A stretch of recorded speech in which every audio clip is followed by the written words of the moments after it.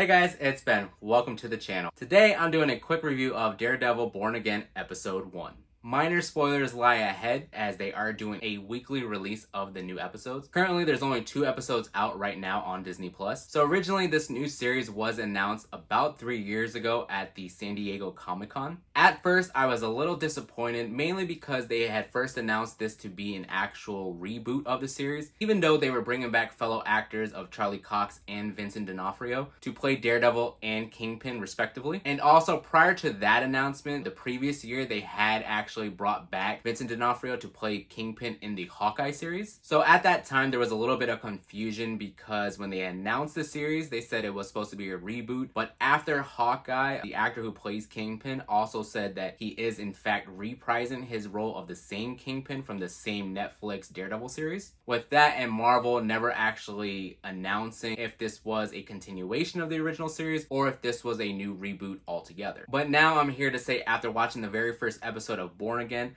I can confirm that this is a continuation of the original Netflix Daredevil series with a little bit of minor tweaks to it. So the series starts off with Matt, Foggy, and Karen all linking up, meeting at this bar called Josie's, which is a nod to the original Netflix series. That was the bar that they frequented a lot. What I like about this scene is that it feels like a reunion of sorts, and I'm really happy for the 3 of them to be on the screen once again. But that happiness is short-lived, and it's probably lasts about 4 to 5 minutes. We are also soon introduced to some new characters, one being a retired cop and another being a lawyer. They do serve minor roles within the rest of the episode, and I'm assuming for the rest of the series. We are also briefly shown a glimpse of a new superhero called the White Tiger. Don't really know much about him, but I am interested in learning more about this character moving forward, and hopefully within this episode or maybe the next episode we'll get more backstory to that character. So after that scene, then Foggy does receive a phone call from one of his clients calling him frantically about someone or some person following him or trying to break into the apartment that he is currently residing at.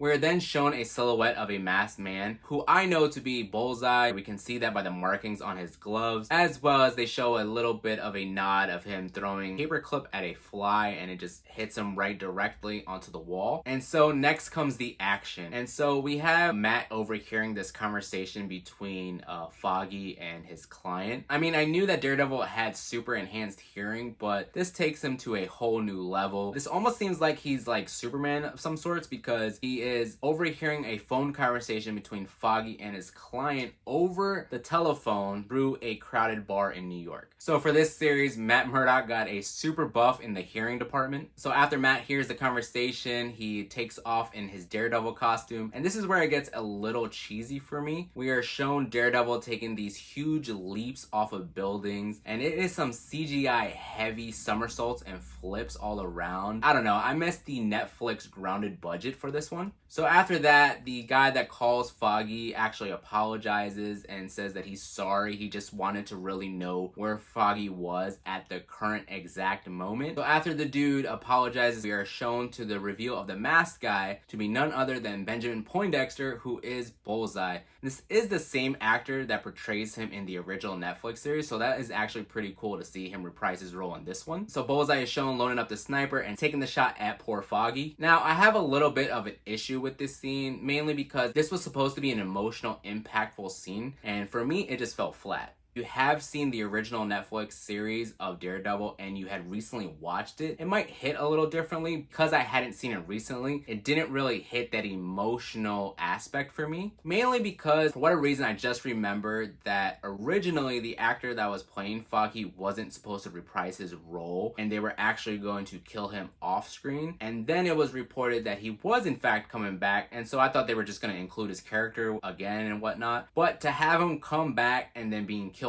on screen when they originally were going to kill him off screen kind of feels like one of those things where they were trying to like make it a continuation of the original series and then they were like, let's not do it. But after they showed some other things, they were like, no, let's go back to doing the original thing of bringing the characters back. However, we're going to kill off one of the main characters so we can do a new story going forward. And that's a little bit of a minor tweak and issue I have with this episode. I don't feel like there was any build up for this to happen. I hadn't watched the last episode of Daredevil since like a year or two ago. And then I'm just like, I can't believe they just killed him off just like that. So I don't know if I'm more disappointed in what actually happened, or I'm more disappointed in what they did to bring him back and then killing him off. However, once it was established that Bullseye did in fact kill Foggy, we are shown that Matt actually yeets Bullseye off the roof. And at first I was like, oh wow, like they just really went with that. Like the whole thing with Daredevil is to not kill somebody, and he went and threw a dude off the roof, and it was at least like 3 or 4 stories high. So I was like, damn, I can't believe they really did that. But within minutes, they showed that the dude actually survived. So I don't know how that happened, but that's just a little weird thing to take away from the scene. I thought it would have been really cool to see them put him into a situation that he probably couldn't get himself out of. But the dude lives, so it is what it is. So then we get a brief pause into the introduction of the new theme for the series. And I actually was pleasantly surprised that they went back and got the original theme music from the Netflix Daredevil series. I think it's really iconic, and I think they learned a lesson from DJ messing up, with the Superman Man of Steel theme not being in Black Adam. I'm just saying it could be done. You could have brought it back, but whatever, moving on. So after the intro is played, we're given the 1-year banner to signify a time gap. We are then greeted with the return of Mrs. Fisk, aka Vanessa, but then that is interrupted with the return of Kingpin on screen. Kingpin then mentions that he is wanting to run for mayor, and the rest of the episode kind of follows the ongoing Bullseye trial for the murder of Foggy. We then get a brief conversation between Karen and Matt about their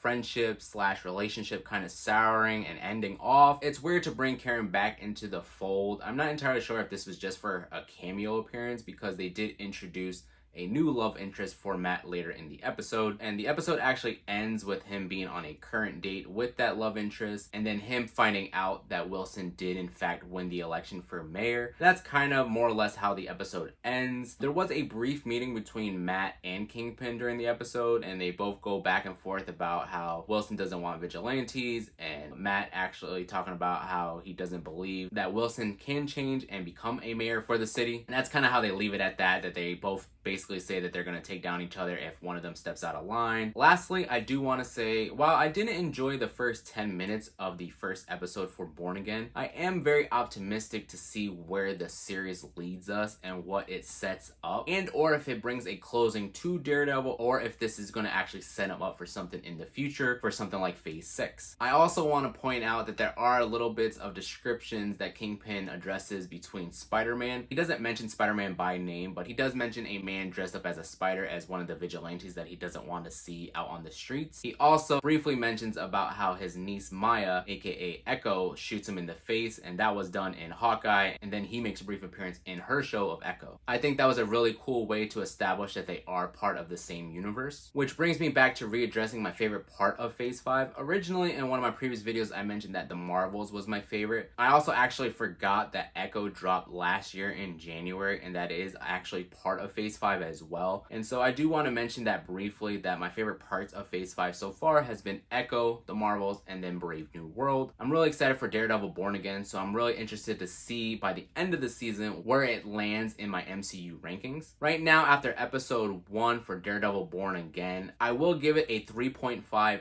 out of 5. I think there is so much room for improvement, and I can't wait to dissect the rest of the series moving forward. As always, guys, make sure you like the video, subscribe to the channel if you haven't done so already, and I'll catch you guys on the next one. Peace.